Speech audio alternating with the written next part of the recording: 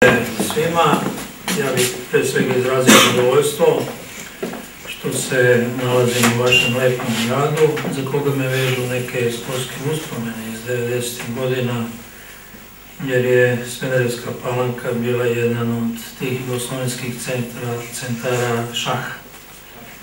Žao mi je što je taj sport na neki način na margini kao i mnogo toga u našem društvu, ali svi smo optimisti, nadajmo se da će se stvari promeniti na bolje. Ja sam sa zadovoljstvom prihvatio poziv i veoma sam zadovoljan i odzivom i strukturom i jednom zainteresovanošću građana Smederevske Palanke za neke političke promene, jer očigledno da se čitava Srbija, čitavo društvo nalazi u jednoj izuzetno teškoj i društvenoj, i političkoj i ekonomskoj krizi. Svi segmenti društva su pod udarom i mislim da čitava ta problematika nameće jednostavno kao imperativ obavezu pred sve nas, ljude dobrih namera, da damo neki doprinos i da stvari na neki način promenimo kako bismo izašli iz jedne duboke društveno-političke i ekonomske krize. Naravno, može se mnogo govoriti o mnogim segmentima društvenog života i sigurno je da tu ima mnogo prostora za elaboraciju mnogih teza.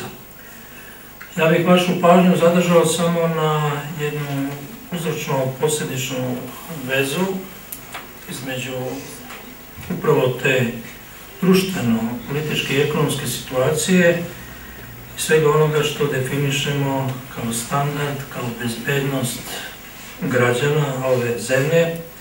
Šta je to što se dešava u ovom trenutku i šta je to što se može očekivati u narednom periodu, čak i u vrlo bliskoj budućnosti.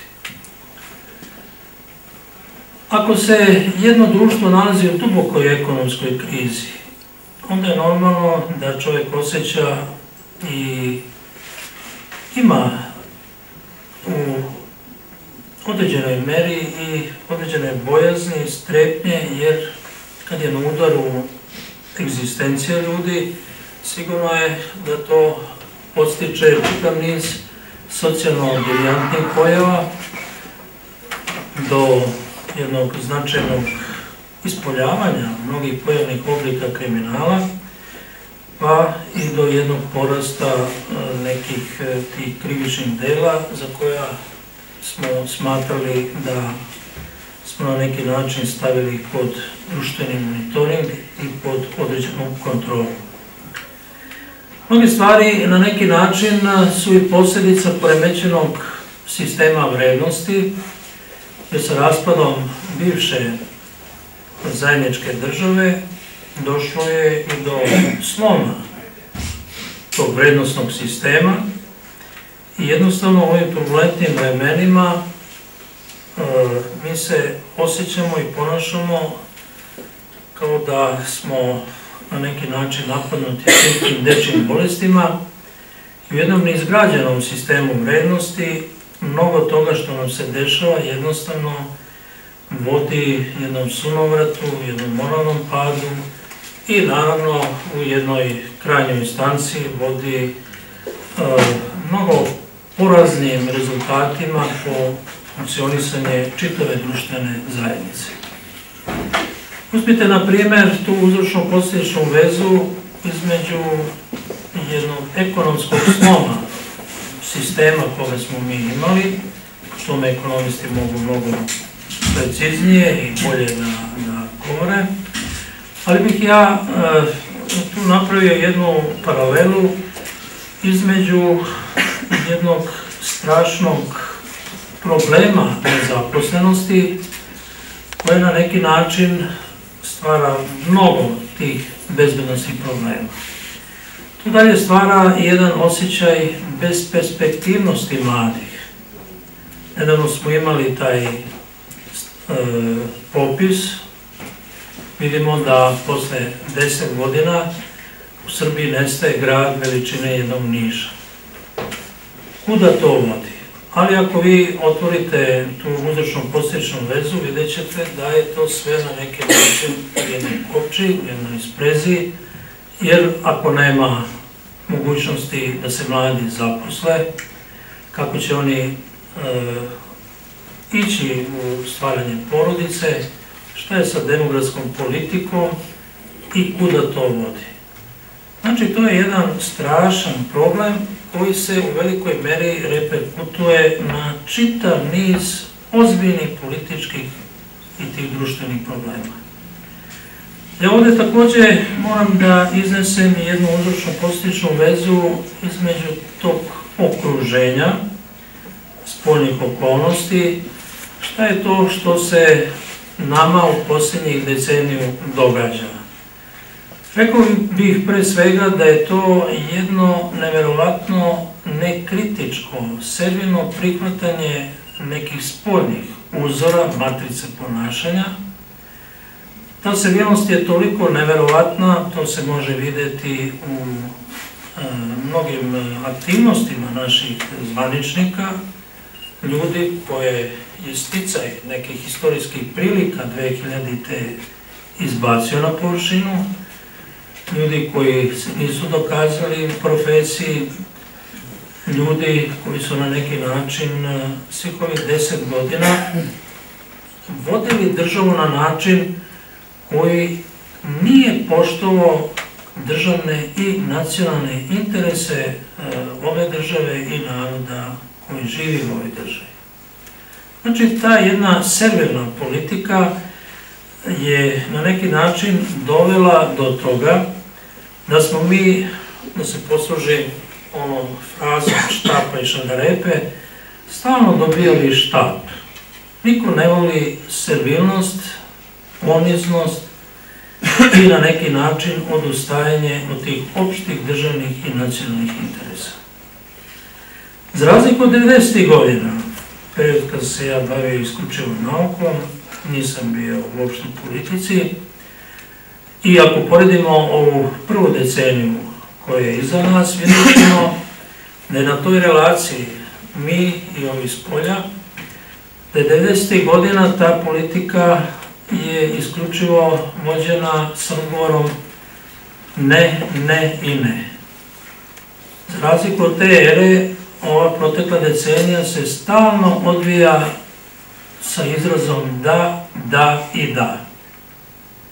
Mislim da su i neke granice političkog dostojanstva, moralnog dostojanstva u velikoj meri spuštene, ugrožene, i to je neki kontekst gde se mi nalazimo trenutno u ovom društvenom političkom trenutku.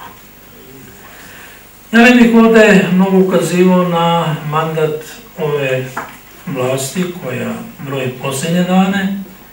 Rekao bih da je puno grešaka, puno propusta pravljeno i u proteklim vladama, i u Đinđićevoj i Koštuničinoj vladi i onoj kratkotrajnoj vladi tadašnjeg premijera Živkovića. Znači, ovih 10-11 godina na neki način, ako pravimo neki saldo, vidjet ćemo da su mnoge od tih nada koje je narod, većina ljudi očekivala, da su izneverene. Rezultati su zaista porazni. Taj ekonomski neoliberalni koncept koji je potpuno opustošio ekonomiju, doveo do jednog dramatičnog stanja socijalnih pitanja, nezaposlenost, beda, nemaština, siromaštvo i tako dalje. I sve to na neki način opet uzročno posljedično vezuje da mi jednostavno se nalazimo u situaciji da moramo izaći na birališta, moramo pokušati da aktiviramo te ljude koji su ili sami sebe marginalizovali, razočarani u mnoge nade, ili su i drugi jednostavno marginalizovani. Moramo promeniti taj sistem vrednosti. Moramo se vratiti tim opštim državnim i nacionalnim interesima. I upravo zato smo mi, kao ljudi dobrih namera, dobrih želja, nikome od nas nije stalo do neke lične afirmacije, do nekih funkcije i tako dalje. Bar ljudi sa kojima sam ja ušao u ovaj projekat stvaranja političke stranke. Svima nama je glavna misao jednostavno da damo neki doprinos, da aktiviramo, da probudimo taj sloj, te ogromne slojeve populacije u narodu i da pokušamo da nešto promenimo.